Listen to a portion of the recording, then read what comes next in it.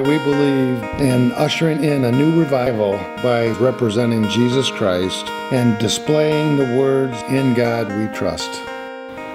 And so we want to just give a little explanation of how these are done and why we're doing it. I start out with Abe looking at me. He really wanted to push the country back to the statement of "In God we trust," and realized how much the country had gone away from that, and actually introduced the Proclamation 97 of the Day of Prayer. So the first crease that I make is just past the edge of the white to where the white and the green meet.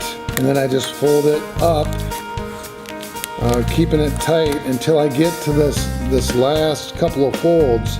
You should be roughly at his eyebrows.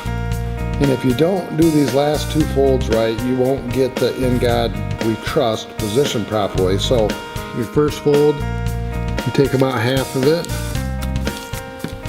And the second fold, you take the other half. And if you do it that way, you can pretty much get the "In God we trust" centered. Our nation thought that it was important enough to have this on our bills, and we want to bring focus back to that once again by giving out these $5 bills. You have the fives facing the right direction in front of you, you fold it up.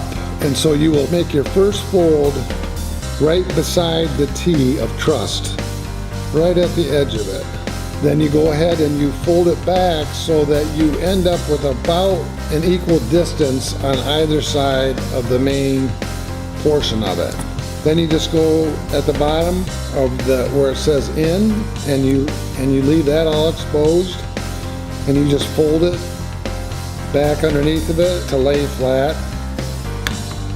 Then I'll just position it in the stapler to try to get it centered, and I'll show you why. On the back side, if you center it correctly, it's about the perfect width, and it makes a very sturdy connection. And then, before I get done with them, I just kind of twist them and get it so they're all looking good and it's laying pretty flat.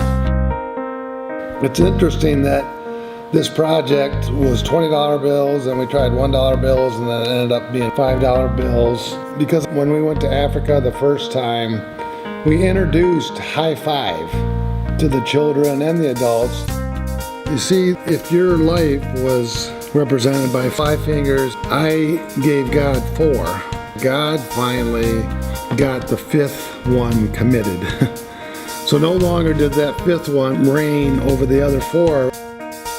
So high five for me personally represents all in for Jesus, fully committed. There is no part way. Either you're all in or you're not.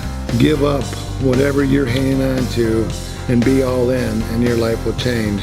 And you're only going to understand and experience the fullness of what it is to be a Christian when you've committed everything. So I say a big high five for Jesus.